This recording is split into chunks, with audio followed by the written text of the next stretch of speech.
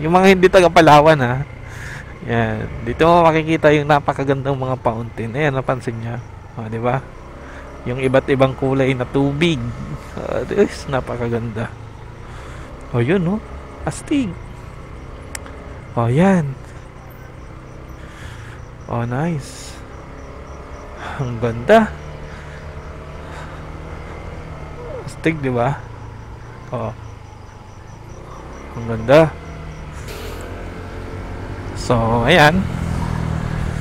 Kung gusto nyo mag-relax at naghahanap kayo ng lugar na makapag-relax kayo sa gabi, ayan, dito yan sa Balayong Park. At ngayon na hindi gaanong maingay, walang gaanong tugtugan, ang maririnig mo lang ay yung mga ibang mga estudyante at mga players na naglalaro sa mga court. Okay, so yan, paliko na tayo, palabas na tayo ng Balayong. At alam niyo ba, ngayong gabi kaya tayo lumabas ay meron tayong pupuntahang isang event kung saan ay opening ito ng isang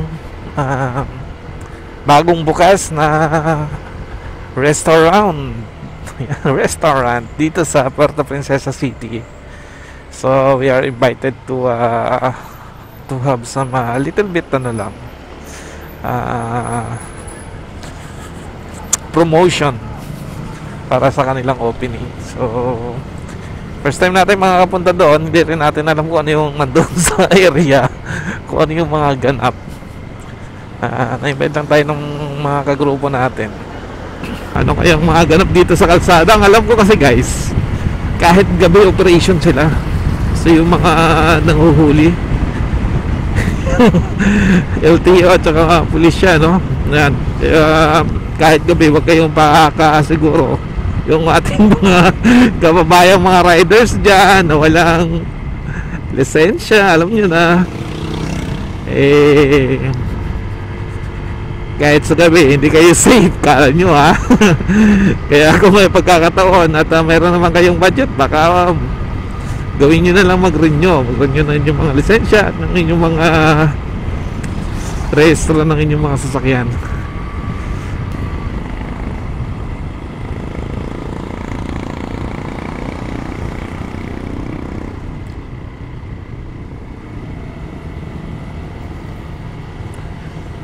Mabuti na lang itong full face helmet natin ay magandang classic. Kaya kahit nakasarado yung ating visor, kitang kita natin yung liwanag kasi kulay black. Kulay black siya. Pero okay naman, visible naman yung kalsada. Dito na rin tayo sa San Pedro. Okay. So gabi na. Gabi kasi namin sinut yan dahil gabi naman yung operation ng restaurant. Dito na tayo sa dito na tayo sa harap ng Coliseum. So ayan, Coliseum, isa sa mga pwede nyo rin pasyalan sa gabi. Dahil katulad ng nabanggit ko yung sa isang vlog ko, ito. Ayan Food Tourist Bazaar. So may mga ilang ganap din dyan guys. May mga stall din dyan na pwede mong stayhan at kumain.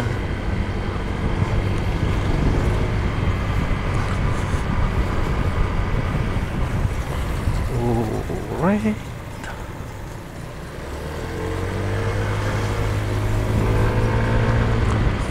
Runaway Plaza. Hindi ako pamilyar sa Runaway Plaza, pero hindi ko alam kung saan banda yun. So alamin natin. Yung isang kasama natin, si Sir Eman, shoutout kay Win Palawan. Hindi niya rin alam yung lugar Ayan. Tayo. Alam nyo, gusto ko rin maging ganyan, gusto ko rin mag-riders ng mga delivery riders. O yung, meron tayong tinatawag ditong angkas sa Puerto Princesa. So gusto kong ma-experience yung ganun trabaho. At least yun, simpleng trabaho, kumikita ka, wala kang gaanong problema, diba? Yung parang sideline mo lang. Kasi sa trabaho ko medyo toxic din talaga, sa totoo lang. Oo, lumalaki ang kita mo, pero ang laki ng responsibilidad na nakapatong sa'yo. na talagang minsan mabigat din sa loob. Yun. Okay naman, naaasenso ko nga, pero madali kang magkasakit. Bay, ganun talaga ang buhay.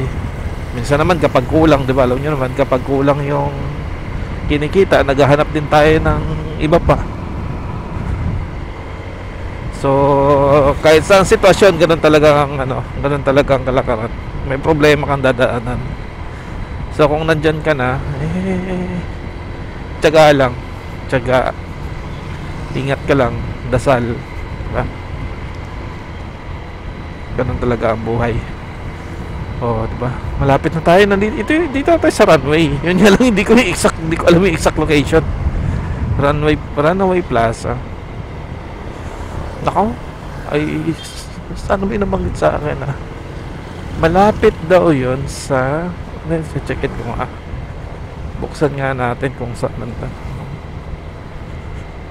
Runway Plaza Runway Plaza.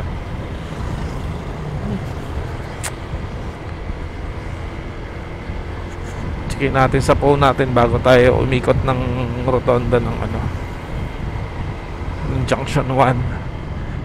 New Runaway Plaza. Ito yun. Ayun. Ay sus, Diyos ko dahi. Okay, ikot tayo guys. Ikot tayo. Nakita na natin si motor serye. So tingnan, dito sila. New Runaway Plaza. Ayan okay. So tingnan natin kung anong ganapan dito. Mukhang alanganin kami dito ni pwede po magtanong. Nandito po ba yung Doon po sa kabila? Yung runway? Ayan, Runaway Plaza. Baka mamaya mahirapan makanin. Oo nga. Sige, pwede ba natin pwede pa ba dyan?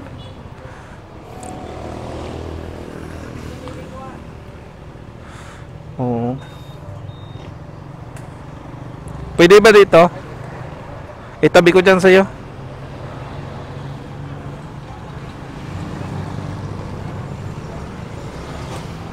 Okay, so dito kami. Hintay lang namin yung mga kasama namin guys. Dahil ano yan. Okay.